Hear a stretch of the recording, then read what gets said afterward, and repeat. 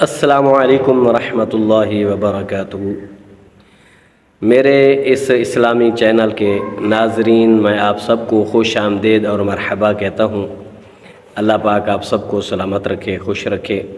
آج جو ہم حدیث پڑھیں گے، مسلمان ہونے کے لیے 4 بنیادی امور۔ اس حدیث کے راوی حضرت علی المرتضیٰ شیر خدا رضی اللہ تعالی عنہ ہیں۔ حضرت علی المرتضیٰ رضی اللہ تعالی عنہ سے روایت ہے کہ سیدنا رسول اللہ صلی اللہ علیہ وآلہ وسلم نے ارشاد فرمایا، لا يؤمن عبد حتى يؤمن بأربع يشهد أن لا إله إلا الله وأني رسول الله بعثني بالحق ويؤمن بالموت وبالبعث بعد الموت ويؤمن بالقدر۔ یہ حدیث سنن ترمذی شریف کے اندر موجود ہے۔ آئیے اس کا ترجمہ سماعت فرمائیں۔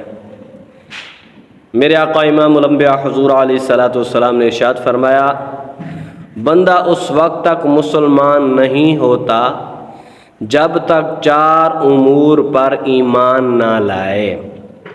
وہ 4 امور کون سے ہیں؟ آگے سماعت فرمائیں۔ نمبر 1، اس بات کی گواہی دے کہ اللہ تعالیٰ کے علاوہ کوئی لائق عبادت نہیں۔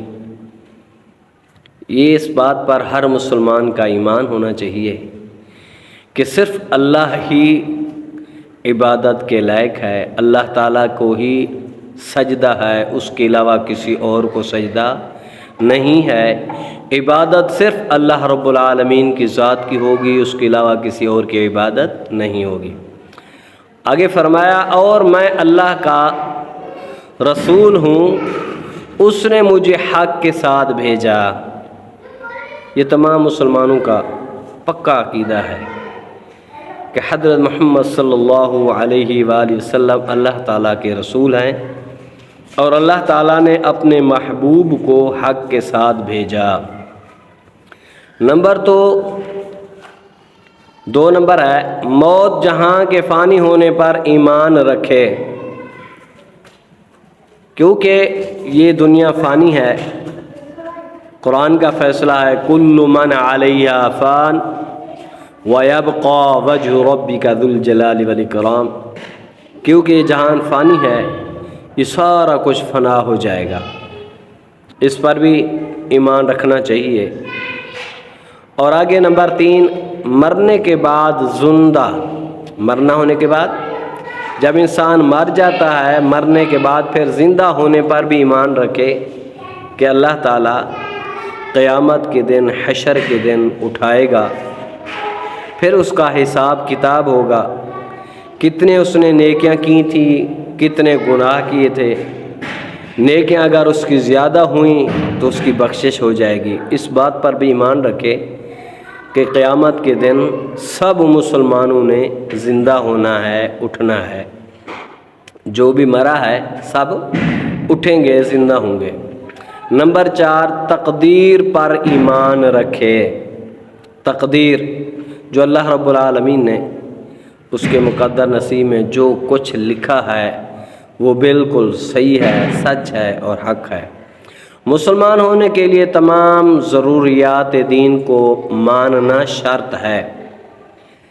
اس حدیث مبارک میں چند اہم ضروریات کو ذکر کیا گیا ہے۔ توحید و رسالت کی گواہی، جہاں کے فانی ہونے، موت کے بعد دوبارہ زندہ ہونے پر یقین، اور تقدیر پر ایمان۔